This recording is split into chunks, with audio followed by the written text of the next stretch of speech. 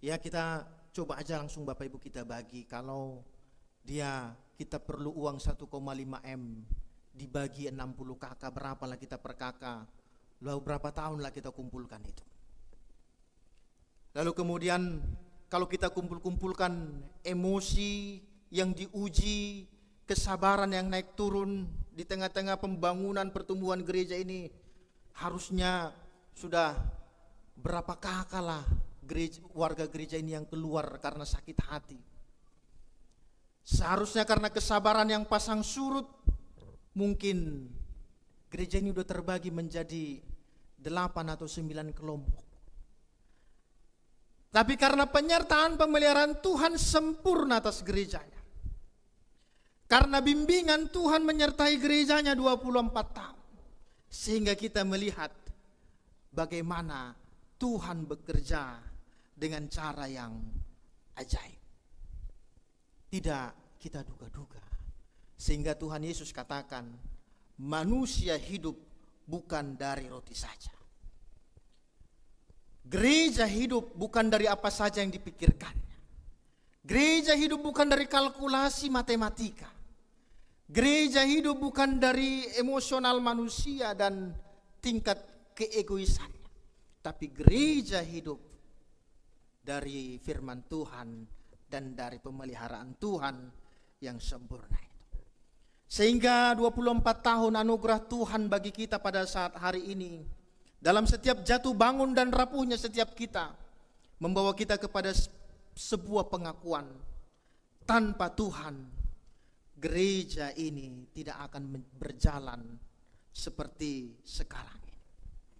Kita sampai kepada sebuah pengakuan, Tuhan, tanpamu kami tidak dapat berbuat apa-apa. Oleh karenanya Bapak Ibu jemaat Tuhan, saya mau undang kita semua mengatakan dalam hati, Tuhan, kami ini adalah hamba yang bodoh, hamba yang siap Tuhan perintah. Seperti pengakuan para murid Tuhan Yesus, kami ini adalah hamba yang bodoh yang hanya patuh kepada Tuhannya. Demikianlah umat Tuhan mensyukuri anugerah Tuhan bagi kita pada saat hari ini. Lalu syukur apakah yang hendak kita naikkan pada Tuhan di dalam 24 tahun penyertaannya? Bapak Ibu jemaat Tuhan, saya membaginya ke dalam 4 bagian. Yang pertama, berdoalah bagi gereja Tuhan ini Bapak Ibu, agar kiranya gereja ini tetap menjadi berkat bagi dunia. Gereja tidak boleh puas dengan dirinya sendiri, tapi gereja itu harus menjadi berkat bagi dunia. Kalau gereja belum hadir bagi dunia ini, maka sejatinya persekutuan itu adalah persekutuan yang tertutup. Maka pesan yang pertama ialah berdoalah supaya gereja ini menjadi berkat bagi dunia. Yang kedua, berdoalah bagi para pelayan di gereja ini agar di tengah kerapuhan Tuhan tetap memberikan keteguhan iman. Bapak Ibu, kami para pelayan Tuhan ini, penatua dan pendeta juga rapuh kok. Kami ini juga tahu yang namanya sakit hati. Kami juga tahu yang namanya malas. Kami juga tahu yang namanya sedih. Kami juga tahu yang namanya marah. Kami tidak dicipta dari terang. Kami tidak dicipta dari api yang tahan dengan segala tantangan. Tapi di tengah-tengah kerapuhan itu Bapak Ibu jemaat Tuhan, yang membuat seluruh para pelayan Tuhan tetap kokoh berdiri di depan altar ini ialah doa-doa Bapak Ibu sekalian. Sehingga kalau ada para pelayan Tuhan yang sekiranya pernah melakukan kesalahan, jangan terus cepat menuduh dan menghakimi, tapi terus coba tanya kepada hatimu, pernah enggak kita doakan para pelayan kita itu? Seketika kelak ketika pendeta salah menyebutkan Nehemia 1 lalu kemudian disebut Nehemia 2, Bapak Ibu tertawakah atau malah Oh, saya lupa tadi pagi Tuhan mendoakan Amang Pendeta supaya sehat-sehat menyampaikan khotbah. Ketika liturgos berdiri di altar, lalu tertukar antara pengakuan iman dengan pengakuan dosa. Bapak Ibu terheran-heran dan tertawakah atau menepuk dada, maafkan saya Tuhan yang belum mendoakan hamba-Mu ini. Di tengah-tengah perjalanan gereja kita, sering sekali tersekat dan terpisah perjalanan pelayan dengan warganya. Maka 24 tahun pemeliharaan Tuhan bagi gerejanya harus membawa kita untuk mau mendoakan para pelayan yang rapuh ini, supaya kami boleh semakin teguh dan semangat tidak kendor di dalam melayani Tuhan. Yang ketiga, Bapak Ibu, berdoalah bagi anak cucu dan penerus gereja ini, agar kelak mereka menjadi orang yang berhasil di masa yang akan datang. Ada satu persoalan besar dalam perjalanan gereja kita, Bapak Ibu. Dia dibaptis di GKPI, sekolah minggu di GKPI, malua di GKPI, lalu ketika merantau dan berhasil, persembahannya enggak ke GKPI. Ketika dia berhasil, lalu dia bilang, imanku enggak bertumbuh di GKPI. Apa yang salah? Pengajarankah yang salah? Persekutuan itukah yang salah? Pendetakah yang salah? Kita enggak tahu. Tapi pesan firman Tuhan hari ini, berdoalah bagi anak cucumu, agar di masa-masa yang akan datang mereka boleh menjadi orang-orang yang berhasil, dan kelak hanya tinggal satu kali panggilan. Halo Pung, gereja kita perlu satu AC. Oh aduh, aku kasih 3 lah.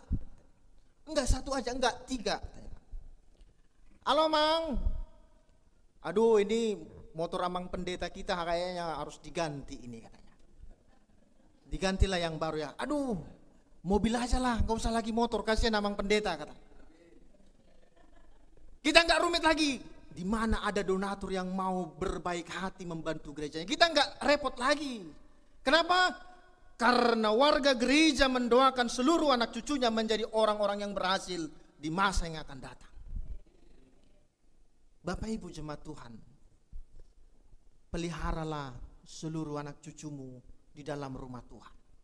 Pergumulan gereja hari ini berkaitan dengan perkembangan pertumbuhan sekolah minggu, remaja dan pemuda.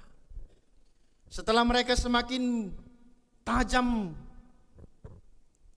berkenalan dengan teknologi, mereka semakin tajam berkenalan dengan dunia yang semakin maju ini, justru ternyata mereka semakin mudah meninggalkan gereja. Tanpa doa bagi mereka, kita nggak tahu bagaimana masa mereka di masa-masa yang akan datang. Tapi saya mengundang kita, 24 tahun pemeliharaan Tuhan bagi kita pada saat ini, berdoalah bagi mereka supaya kehidupan mereka terpelihara sempurna. Mazmur 37 ayat 23 sampai 25 katakan begini. Tuhan menetapkan langkah-langkah orang yang hidupnya berkenan kepadanya. Apabila ia jatuh tidak sampai tergeletak, sebab Tuhan menopang tangannya. Dahulu aku muda, sekarang telah menjadi tua, tapi tidak pernah kulihat orang benar tinggalkan Tuhan, atau anak cucunya meminta-minta roti. Dan ini harus kita pegang. Di manakah kita mendapatkan kebenaran itu? Di dalam rumah Tuhan. Sehingga saya masih terus menyerukan supaya di gereja kita ini di tahun-tahun mendatang kita sungguh-sungguh menjadi persekutuan yang saling menopang dan saling menguatkan satu dengan yang lain. Yang terakhir Bapak Ibu, apakah yang menjadi syukur kita 24 tahun ini? Lakukanlah apa yang dapat engkau lakukan bagi Tuhan dan bagi gerejanya. Jangan batasi karunia Tuhan bagimu. Apa yang dapat engkau lakukan bagi gerejanya, lakukanlah. Apa yang mampu engkau perbuat bagi Tuhan, lakukanlah. Karena siapa yang sibuk dengan Tuhan, Tuhan akan sibuk dengan dia. Tapi kalau engkau tidak mau tahu tentang Tuhan, maka jangan marah. kalau kelak Tuhan bilang, emangnya gue pikirin, katanya. Tapi kalau engkau memikirkan Tuhan, Tuhan pun akan memikirkan engkau. Kalau hari ini kita sedang memikirkan perjalanan dan pertumbuhan gereja, kalau hari ini kita sedang bersuka cita merayakan hari jadi gereja ini yang ke-24, maka apa yang dapat engkau lakukan kepada Tuhan, lakukanlah. Apa yang dapat engkau beri kepada Tuhan, berilah. Jangan hitung-hitungan kalkulator, Bapak. Jangan terus bermatematika. Tapi hiduplah di dalam firman Tuhan. Ketika anak kecil itu memberikan 5 roti dan 2 ikan, justru malah orang-orang berpikir mana cukup. Tapi justru malah sisa 12 bakul. Bapak Ibu, apa yang ada padamu? 5 roti dan 2 ikan, apa yang ada padamu? Jangan katakan ini terlalu kecil Amang Pendeta. Tidak, di tangan Tuhan justru itu menjadi sesuatu yang berlimpah-limpah. Lakukan apa yang dapat engkau lakukan bagi gereja ini. Jangan tunggu, nantilah Tuhan kalau anak udah lulus. Nantilah Tuhan kalau anak udah dapat kerjaan gaji pertamanya. Apa yang dapat engkau lakukan, lakukanlah bagi Tuhan. Karena pemberian adalah anugerah Tuhan. Dan persembahan adalah upah mengikut Tuhan. Bapak Ibu jemaat Tuhan, persembahan bukanlah tanggung jawab dan kewajiban, tapi persembahan adalah upah mengikut Tuhan. Dalam tradisi budaya adat Batak, sering orang berantem karena jambar. Kenapa? Woi, jambar saya, bagian saya ini, katanya kan. Dalam perjalanan hidup orang Kristen, memberikan persembahan adalah jambar, upah. Sehingga kalau ada orang yang berat hatinya memberikan persembahan, berarti dia merasa sedang menyumbang sama Tuhan. Kalau dia mau menyumbang sama Tuhan, berarti kita menganggap bahwa kita lebih kaya dari Tuhan. Maka polanya yang harus kita ubah. Bahwa orang yang hidup di dalam ibadah, dia mendapatkan kesempatan dan upah untuk memberikan persembahan. Itu sebabnya Paulus katakan, upahku ialah ketika Tuhan memberikan tugas penginjilan ini. Upahnya bukanlah ketika dia mendapatkan sesuatu yang lain dalam hidup ini, tapi ketika dia masih dipercayakan untuk memberitakan Injil. Karena itu Bapak Ibu jemaat Tuhan, lakukanlah yang terbaikmu untuk gereja ini, dan berikanlah yang terbaikmu untuk gereja ini, supaya kelak engkau melihat bagaimana Tuhan berbuat atas gerejanya, dan Tuhan sibuk dengan engkau. Yang berbahagia ialah mereka yang mendengarkan firman Tuhan dan yang memeliharanya. Kita berdoa.